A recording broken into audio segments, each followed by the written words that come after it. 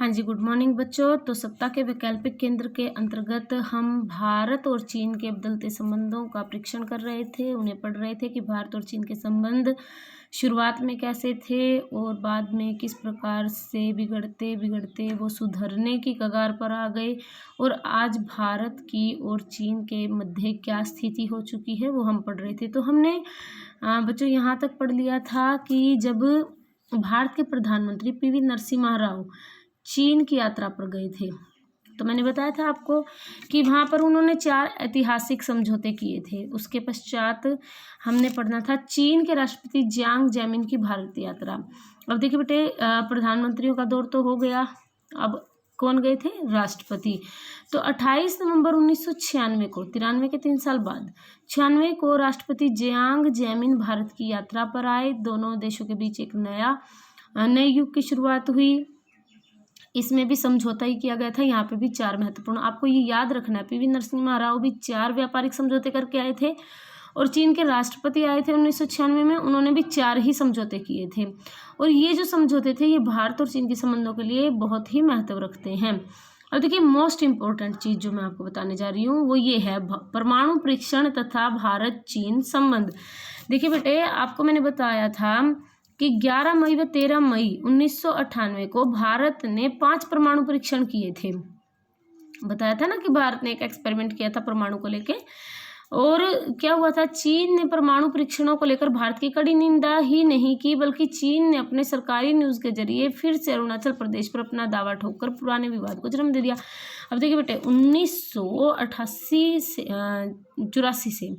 1984 से कुछ संबंध सुधरने का दौर आया था कि वहाँ के चीन के प्रधानमंत्री ने भी कहा, फिर हमारे प्रधानमंत्री राजीव गांधी ने कहा, फिर राष्ट्रपति प्रधानमंत्रियों का आने जाने का दौर हुआ।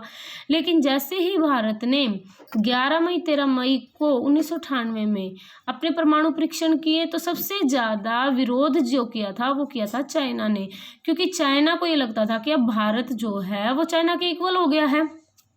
परमाणु शक्ति बनना कोई आम बात नहीं होती। और ऐसे में चाइना जो था वो संयुक्त राष्ट्र संघ का वीटो मेंबर भी है। तो ऐसे में चाइना ने पूरे विश्व में यह अफवाह फैलाई कि भारत जो है वो युद्ध की तैयारी कर रहा है।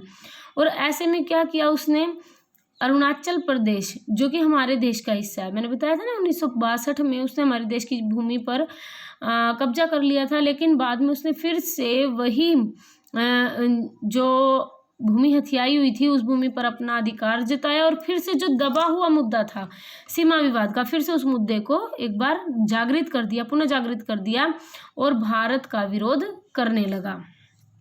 अब देखिए बेटे क्या हुआ फिर,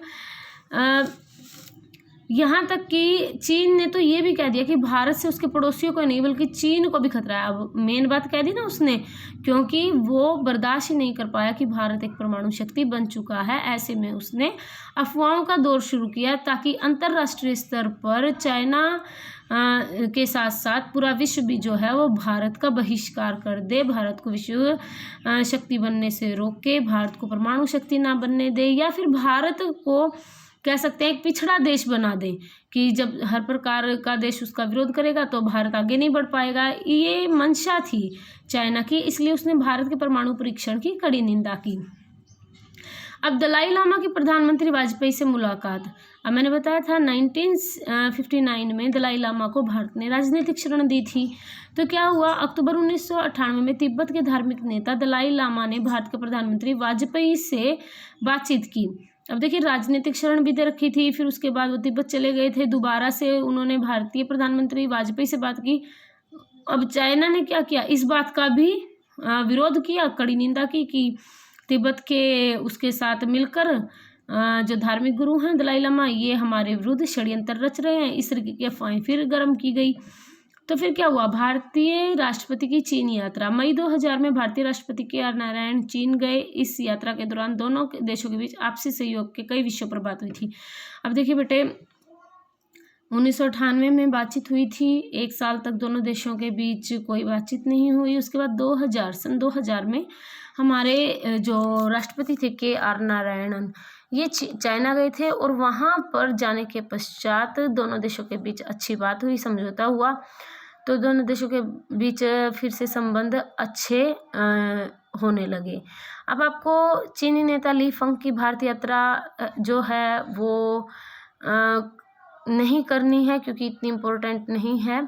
इसके बाद आप डायरेक्ट इस पर आए, प्रधानमंत्री मनमोहन सिंह की चीन यात्रा पर, क्योंकि देखिए बेटे ये बहुत इम्पोर्टेंट है, कांग्रेस सरकार की बात है। भारतीय प्रधानमंत्री वाजपेयी की चीन यात्रा जरूर कर लें। जून 2003 में भारतीय प्रधानमंत्री वाजपेयी की चीन यात्रा से दोनों देशों के संबंधों में और सुधार हुआ। देखिए बेटे पहले राष्ट्रपति गए थे KR नारायणन, उसके बाद 2003 में कौन गए थे? प्रधानमंत्री हमारे अटल बिहारी वाजपेयी। जहां भारत ने तिब्बत को चीन का हिस्सा माना, वहीं पर चीन ने भी सिक्किम को भारत का हिस्सा माना। अब देखिए बेटे जो विवाद था मेन, तो भारत ने तो स्वीकार कर लिया, चलो भाई तिब्बत तुम्हारा हिस्सा है, तो चीन ने भी स्वीकार कर लिया कि सिक्किम जो है वो भारत का हिस्सा है। चीन ने भारत में $50 करोड़ का निवेश किया, यानी इन्वेस्ट करने की घोषणा की थी, किया नहीं था, सिर्फ घोषणा की थी। मई 2004 में चीन ने सिक्किम को अपने नक्शे में एक अलग राष्ट्र दिखाना बंद करके सिक्किम को भारत का अभिन्न अंग मान लिया। देखिए बेटे पहले चाइना क्या करता था, चाइना सिक्किम को भारत का हिस्सा नहीं मानता था, बल्कि वो कहता था कि वो एक अलग राष्ट्र है, ना वो चीन का हिस्सा है ना वो भारत का हिस्सा, बल्कि वो अलग राष्ट्र है। जबकि जो सिक्किम था वो भारत का ही हिस्सा था, और चाइना जो है वो हमेशा इस बात का विरोध करता था कि भारत उसे अपने नक्शे में क्यों शामिल करता है। लेकिन जब प्रधानमंत्री वाजपेयी चीन की यात्रा पर गए और वहाँ पे बातें हुई, समझौता हुआ, तो चाइना ने ये स्वीकार कर लिया कि सिक्किम जो है वो भारत का हिस्सा है, और ये सबसे बड़ी बात थी डॉक्टर मनमोहन सिंह की चीन यात्रा। उसके बाद 5 साल तक कुछ बातचीत इतनी हुई नहीं, ना ही कोई मंत्री वहाँ पर गए थे, ना वहाँ से कोई आया था। तो 2008 में प्रधानमंत्री डॉक्टर मनमोहन सिंह चीन यात्रा पर गए थे।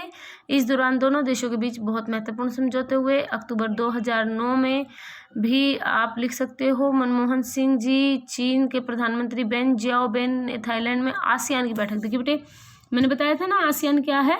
दक्षिण पूर्वी एशियाई देशों का संगठन है। तो वहाँ पे जो मीटिंग हुई थी, वहाँ पे दोनों प्रधानमंत्री आए थे, चीन के प्रधानमंत्री भी आए थे और भारत के प्रधानमंत्री भी आए थे। दोनों यह बैठक बहुत महत्वपूर्ण थी क्योंकि चीन अरुणाचल प्रदेश को अपना क्षेत्र बताता है तथा अक्टूबर 2009 में भारतीय प्रधानमंत्री की अरुणाचल प्रदेश की यात्रा पर आपत्ति उठाई थी। अब देखिए बेटे चीन ये कहता है अरुणाचल प्रदेश मेरा एरिया है, इसलिए वहाँ पर भारतीय प्रधानमंत्री का जाना उन्हें अच्छा नहीं लगा, जबकि भारत जो है वो ये स्वीकार करता है कि अरुणाचल प्रदेश हमारा हिस्सा है। तो क्या हुआ था, दोनों के बीच जो थी वो विवाद हो गया था। अतः थाईलैंड में बातचीत के दौरान इस मुद्दे को हल करने का प्रयास किया गया था। अब देखिए बेटे नवंबर 2009 में तिब्बतियों के धर्मगुरु दलाई लामा ने अरुणाचल प्रदेश के तवांग क्षेत्र की यात्रा की, जिस पर चीन ने आपत्ति की, परंतु भारत ने चीनी आपत्ति यह कहकर खारिज कर दी कि दलाई लामा भारत के सम्माननीय अतिथि हैं तथा वे भारत में कहीं भी आ जा सकते हैं। अब चाइना की आपको पूरा क्वेश्चन पढ़ के लग रहा होगा, चाइना की प्रवृत्ति क्या है कि इंडिया को हर तरीके से बांध देना, ना तो वो चीन में आए, ना वो अरुणाचल प्रदेश में जाए, ना उनके किसी गुरु से मिले। कारण क्या है? क्योंकि चाइना जो है वो कहीं ना कहीं गलत है अपनी बातों को लेकर। उसको ये है कि अगर भारत इस तरीके से समझौते करता रहा या चीन तिब्बत के लोग उनसे मिलते रहे तो भारत जो है वो चाइना के आंतरिक मामलों में हस्तक्षेप करना शुरू कर देगा, इसलिए वो भारत की हर चीज़ पर आपत्ति उठाता है। ठीक है, तो ये आपको इतना क्लियर हुआ। उसके बाद ये है आपका कि भारतीय राष्ट्रपति की चीन यात्रा। फिर देखिए बेटे हमारे यहाँ पे जो राष्ट्रपति बनी थी, पहली महिला राष्ट्रपति, आपका प्रश्न भी आ सकता है भारत की पहली महिला राष्ट्रपति कौन थी? तो प्रतिभा देवी सिंह पाटिल जो थी वो 2010 को, आप डेट्स भले ही याद ना करें लेकिन आप सन जरूर याद कर लें, वो चीन गई थी और यहाँ पर उन्होंने पारस्परिक सहयोग यानी कल्चरल हम ये बोल सकते हैं एक सहयोग की बात उन्होंने की, कोऑपरेशन की बात की थी। अक्टूबर 2010 में फिर से प्रधानमंत्री डॉक्टर मनमोहन सिंह जी जो थे वो चीन के प्रधानमंत्री से मिले थे। इस तरीके की यात्राएं होती रही। अब आप डायरेक्ट आ जाइए मई 2015। अब चीनी राष्ट्रपति जो अब इम्पोर्टेंट है आपका, चीनी राष्ट्रपति की भारत यात्रा। सितंबर 2014 में चीनी राष्ट्रपति शी जिनपिंग जो अभी हैं, एट प्रेजेंट हैं, इन्होंने भारत की यात्रा की और दोनों देशों के बीच क्या हुआ था, 12 समझौतों पर हस्ताक्षर हुए थे। और ये बात आपको भी पता होगी, 2014 में हमारे देश में सत्ता जो है वो भाजपा के हाथ में आ गई थी। श्री नरेंद्र मोदी जी जो हैं वो हमारे प्रधानमंत्री बने। तो शी जिनपिंग के साथ फर्स्ट मीटिंग हुई थी। उसके बाद मई 2015 में नरेंद्र मोदी जी चाइना गए थे। दोनों देशों ने रेलवे और खनन के बारे में बातें, 24 समझौते, यानी इन दोनों के बीच देखिए कितनी ज़्यादा डील हो रही हैं। सितंबर 2017 में प्रधानमंत्री श्री नरेंद्र मोदी ने ब्रिक्स सम्मेलन में भाग लेकर चीन की यात्रा की। डोकलाम विवाद की छाया में दोनों देशों ने द्विपक्षीय वार्ता की। देखिए बेटे, डोकलाम विवाद बहुत ज़्यादा चला हुआ है, आपने देखा भी होगा। हमारे 40 सैनिक शहीद भी हुए थे और डोकलाम अभी भी जो स्थिति है वो तनावग्रस्त हो गई थी, अभी भी है वहाँ पर। अब बहुत बातचीत करके वहाँ से सेना हटाई गई है, लेकिन हम ये कह नहीं सकते कि ये तनाव खत्म हो गया, बल्कि ये तनाव अभी भी बरकरार है, अब बल्कि ये ज़्यादा फैल गया है। तो देखिए 2017 के बाद नवंबर दिसंबर 2018 में अर्जेंटीना में हुए 13वें G20 20 देशों का एक समूह है जिनकी मीटिंग थी। वहाँ पर भारत और चीन भी क्या थे, उसके मेंबर हैं। तो वहाँ पे जब वे मिले तो दोनों ने द्विपक्षीय महत्वपूर्ण मुद्दों पर चर्चा की। और आज देखिए बेटे, अगर इतना तो हमने ये यात्राओं के बारे में पढ़ा है, लेकिन अगर आज की बात हम करें तो हम कह सकते हैं आज भी जो चाइना का और भारत का सीमा विवाद है वो पूर्णतः हल नहीं हो पाया है। चाइना जो है वो पाकिस्तान को सपोर्ट करता है, भारत के विरुद्ध भड़काता है, उसे ये कह सकते हैं हथियार सप्लाई करता है, और कहीं ना कहीं भारत के साथ उसके संबंध जो हैं वो पुनः बिगड़ते जा रहे हैं। इसमें आप एग्जाम्पल दे सकते हो डोकलाम विवाद का। तो हम ये कहते हैं कि अगर दोनों देश ईमानदारी से अपने मुद्दों को हल करने की सोचें तो ऐसा हो सकता है कि दोनों का कोई स्थायी हल भी मिल जाए और दोनों का जो व्यापार है वो भी मजबूत हो, दोनों का विस्तार भी हो और दोनों देश जो हैं वो शांतिपूर्ण तरीके से रह भी लेंगे। लेकिन इसके लिए ज़रूरी है कि दोनों देश ही मैत्रीपूर्ण संबंध बनाने के लिए अग्रसर हों। ये नहीं कि इंडिया चाहे कि मैं अच्छे संबंध बनाऊं, इसके लिए चाइना को अपनी विस्तारवादी और साम्राज्यवादी नीति छोड़नी पड़ेगी। तो संक्षेप में आप कह सकते हो कि दोनों देशों के जो संबंध हैं वो उतार चढ़ाव के दौर से गुजरते रहे हैं और गुजर रहे हैं, लेकिन हम ये कह सकते हैं दोनों ही दक्षिण पूर्वी एशिया में अपना महत्वपूर्ण स्थान रखते हैं। यदि हम एशिया के विकास की बात करते हैं तो दोनों देशों को मैत्रीपूर्ण संबंध बनाने चाहिए। इसके साथ साथ दोनों देश यदि अपने आप को अर्थव्यवस्था के तौर पर मजबूत करना चाहते हैं तो दोनों को अपने सीमा विवाद तथा अन्य मुद्दों का स्थायी हल निकालना होगा, ताकि दोनों देश ही भविष्य में विकसित राष्ट्रों के रूप में उभर कर सामने आ सकें।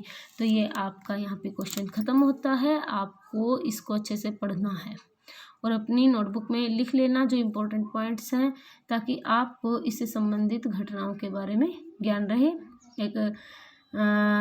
इस क्वेश्चन की सबसे बड़ी खासियत ये है कि आपने सारी यात्राएं भले ही ना लिखें, लेकिन जो इम्पोर्टेंट हैं वो ज़रूर लिख लें आप इसकी। नेक्स्ट क्वेश्चन जो है बच्चों वो मैं आपको नेक्स्ट वीडियो में करवाऊंगी। 2-3 क्वेश्चन और हैं जो इम्पोर्टेंट हैं जो आपके पेपर में आ सकते हैं, तो वो हम नेक्स्ट वीडियो में करेंगे।